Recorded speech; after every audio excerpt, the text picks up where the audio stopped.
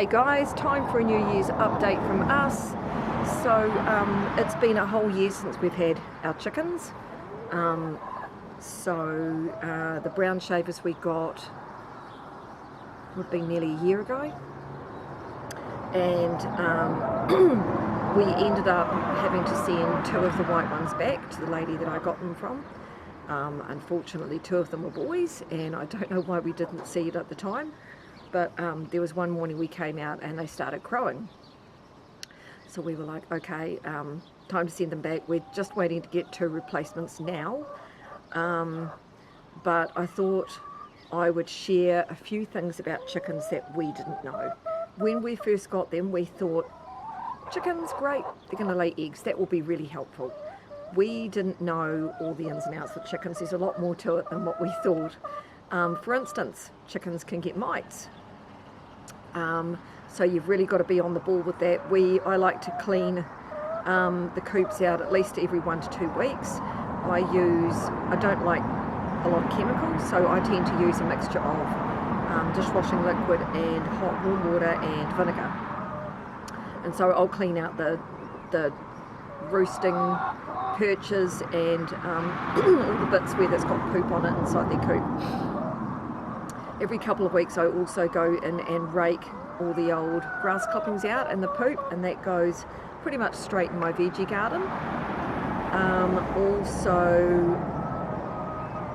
regularly we empty out the sand and dirt that we put in an old tyre for them to roll around in. They like to roll in dirt and sand. I think it helps them keep cool and also helps them with mites. Another thing is worming. Chickens need worming on a regular basis. Now, we ended up going to the website of ABN Empire and found some really good stuff there that we use.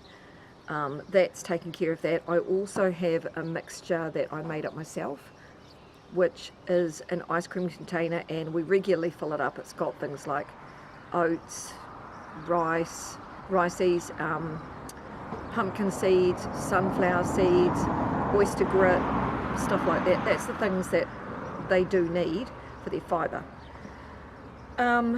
Another thing that's good to give them food-wise, number 3, is their normal pellets, water, which I add, every time I fill up their water containers, I add cider vinegar to it, because it's apparently a good health tonic. It doesn't prevent worming or mites or anything like that, it's just good for them, that's all it is. I also like to give them a handful of cooked rice every day. Like, that goes in a separate ice cream container, and every day we put in it our food scraps as well. So they could have anything like pasta, rice, leftover vegetables, leftover meat, and that gets given to them every day, and that's just an extra little nutrition thing for them. The 4th thing is you've got to keep sparrows out of their coops. Now, it's really hard, it can be really hard to do, because luckily we used mesh and wire, and so the sparrows can't get in. But when we first got them, we didn't have mesh that had very, very small holes in it. The holes were a lot bigger, and so the sparrows were getting in every day constantly and eating all their food, so that made it really hard to keep them out. And birds also carry parasites and diseases too, the little sparrows and things like that. So we ended up putting a mesh on it that was smaller, and they can't get in. Another thing we've done, and it sounds expensive, but it really hasn't been that way for us. Like, we recycle a lot of stuff and reuse stuff and adapt it to what we need. Like, another thing we've got is blue barrels that we got given, and these have been perfect for rain barrels. So any rain that comes off the roof of their coops goes in it, and we use that to fill up their water throughout the year. So they're basically getting rainwater, the same as we have with our tank inside the house. I have my own veggie garden. I have herbs in it and different things like silver beet, spinach, kale, cauliflower, broccoli. Most of it we have for human consumption, but the silver beet and the kale and the spinach the chooks love to have, so I put that in with them. Something another thing good to remember is chickens can't have certain things. Like you can't give them anything from the tomato family because apparently that's part of the nightshade group. Not even the leaves, can't give them that. You can't give them onions or leeks or spring onions, stuff like that. But we do regularly give them other stuff which they really, really like. One thing I do once in a while is I'll get coffee grounds from like a local McDonald's or local cafes will give them away to you, used coffee grounds, and they're great for sometimes scattering it in the coop and also putting it in their tyre for them to roll around on. So the last thing I'm going to share that you should do with chickens is even before you start thinking of getting them, like luckily we're on a 1/4 acre section, so it's not horrendously small, but it's not a lifestyle block either. One thing we did was we had a chat with our neighbours. Now luckily we've got really good neighbours. The one on one side who's doing a fence, he only bought the property after we got the chickens. But I went and had a chat to him and I said, look, if they are ever noisy or they make noises or they're keeping you awake, whatever, you know, come let us know. And he assured me that they were good, that he hadn't heard them at all. The other neighbour on the other side, he's good, he's not bothered. We give them eggs once in a while, we give both our neighbours eggs sometimes, and they're quite happy with it. So it's really good to be considerate of who you're living around. If you're on a lifestyle block, or you own property where you don't really have neighbours that close to you, then I probably wouldn't bother. But because we are more residential, I did like to have a chat with them and just see how they thought.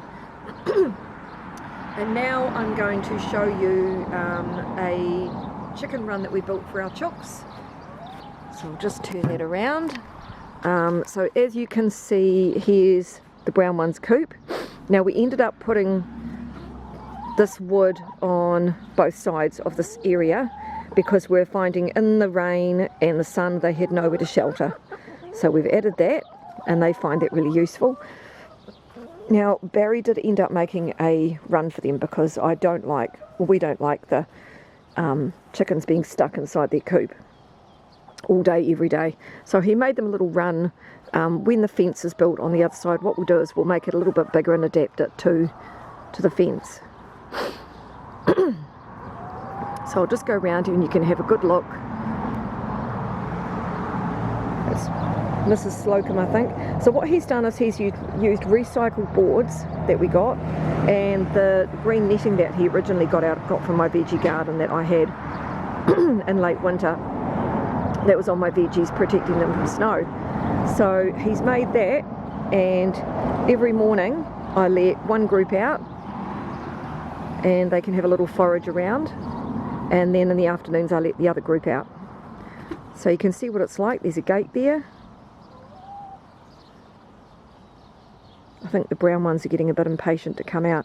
Now it really didn't cost a lot. I think he got extra mesh from Mitre 10 and that wasn't that expensive. Hello Bruno. Bruno's coming along to supervise and have a look. And I did see something interesting on YouTube a while back. There was a guy who was talking about how he buys mixed grains for his chickens and he soaks them in water. So we started doing that, and each morning I like to give the chickens a little scoop of that. So you can see that there, it needs topping up, but they do like that. I don't know what it's got in it. I think it's got wheat, barley, corn, and a few other legumes for them that they like. Hello ladies. Hello girls. We'll let you out soon. It's nearly your turn. So that's what's been happening here. Yesterday we also, I think it's like our second or third time that we went into town and we attended the monthly Cars and Coffee meetup, which is in Greymouth. It's free to go along and have a look. So if you want to go and have a look, just check their Facebook page. So what it's about is there's a lot of classic cars being owned privately on the coast, and the owners like to take their cars along once a month and show them off and give the members of the public a chance to go along and see them. So there's some really cool cars there, so I will add that on to the end of this video. Apart from that, New Year's came and went for us. I ended up having to work, so after that we just had a very quiet night, and Christmas was the same. We've had some really great weather here lately, but over Christmas it was very rainy. But apart from that, that's about all that's been going on here. So I'll share another update soon with you guys. So just wishing you all a happy new year.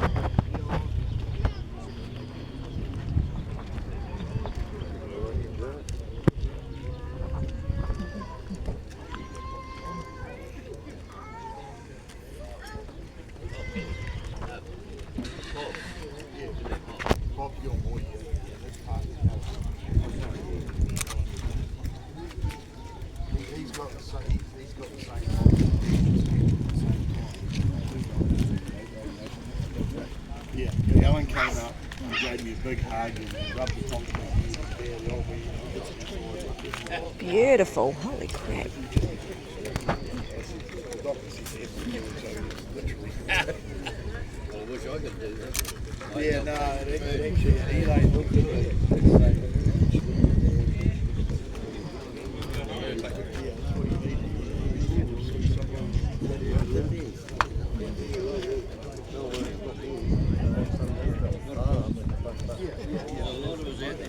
Yeah, that's what it's super cool. That's a lot of it.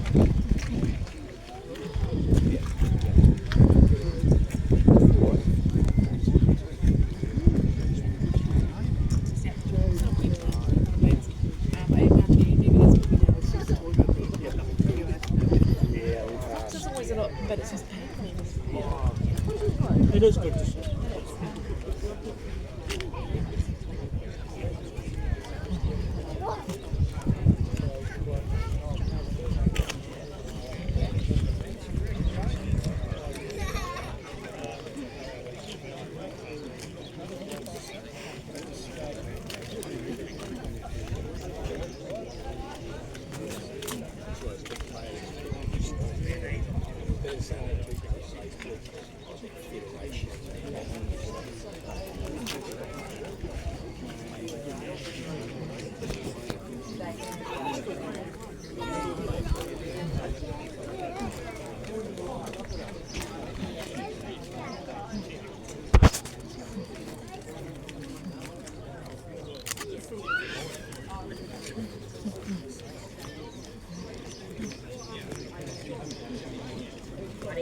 Hello, not much.